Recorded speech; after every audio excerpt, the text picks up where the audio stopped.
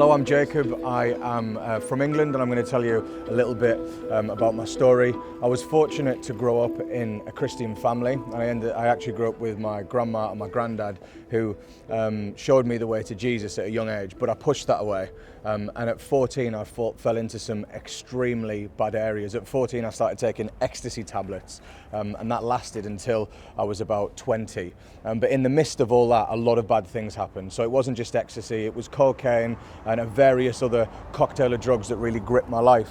At 16, I started selling these drugs in different clubs around England, and by 18, I'd quit my job completely and started living off the money that was coming in from the drugs. And I was living a life of complete sexual immorality, but I didn't know any different. I was abusive to my family, I was abusive to girls, I would fight, I was violent. I was definitely what you'd call a nasty individual.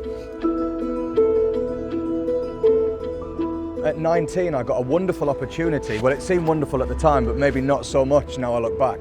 An opportunity to go to Russia as a junior stockbroker. So I went to Russia, and as you can imagine, as somebody who has grown up addicted to drugs, addicted to pornography, addicted to that way of lifestyle, that Russia really, when you gave, we have a saying in England that says if you give a monkey a gun, you're going to have problems. And that's exactly what it was with me, because I was given a lot of money at a young age, and I was put in a big, huge sea, which is Moscow. So you can imagine that was a bit of a car crash for my life. So Russia was crazy. I got in loads of problems. I used to black out regularly when I was drinking, and I'd fight with doormen. I used to, again, abuse women. That's the type of life I lived. And what I noticed is that if you give me more money, I would have more problems because I've got more things to do with the money. And really, I needed to change inside. And I did want to change by myself, actually. There came a period where I thought I need to become different because I just don't like myself and who I am. But I tried to do that, and that didn't work. I went on flash holidays, I tried to give people money and be nice like that, but something wasn't fitting in my life. And finally, I let my pride slip aside, and I said, "Grandad, you know that Jesus guy you were talking about?" And he said, "Yes. And by the way, this is my 4th year into Russia."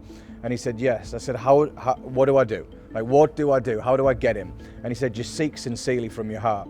And the same night he said that to me, I laid on my bed while my girlfriend was next to me, and I had tears running down my face. But it wasn't tears in knowing that there was a God, it was tears that knowing my life was a wreck, and I have everything that the world told me I had, and I was still a wreck. So I reached out and I said, "You know, Jesus, if you're real, you can take control of my life."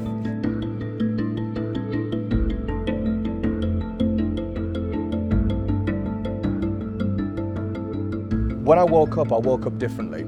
Now, if you'd have asked me back then, I'd have just said, I don't know what's changed, but something's changed. And over the subsequent months to that, something was churning inside me. I had a desire. I started watching preachers. I plugged into a church. I started to kind of do that with my hand in worship because I thought that's what everyone did. But I was still a bit uneasy. Anyway, I actually left Russia and went back to England, and it was quite miraculous how that happened, because I was in the car on the way back to Leeds Bradford Airport, my flight booked, my girlfriend waiting with my dog. Actually, she was making my tea that day. Everything was set up for me in Russia. Remembering I went when I was 19, and this is 3 years ago, so I grew up as an adult there. And as I was going back in the car, she called me for an argument. Well, I always say one of our hourly arguments, and I put the phone down, probably not the best Christian thing to do, but I put the phone down and I said, "Grandad, turn the car around." And that's the day I completely left Russia.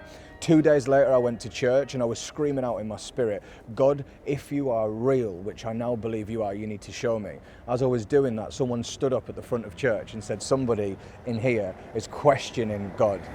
And the skin, you know, the hairs on the skin all went up.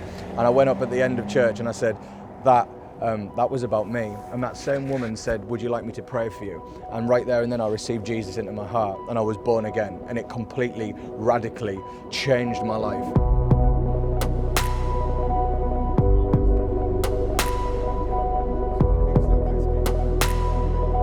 I just desired to see Jesus move in every single part of my life, and I didn't feel that I could keep that working in an industry that's centered around selling stocks and shares for discount prices. So a year and 2 months ago, I came back to England and I plugged into my local church there. And since then, I've seen the miraculous happen. I've been blessed enough to see people get out of wheelchairs, to see demons screech at the name of Jesus, to see the blind see. I've got to really live like Jesus lived, and the transformation in my life could have come from no other source but Jesus, because I was selfish. I didn't care about anything. I didn't care about myself. All I cared about was money and partying and having fun. And now I'm clean. I don't do anything like that, and I have the most joy that I could ever ask for.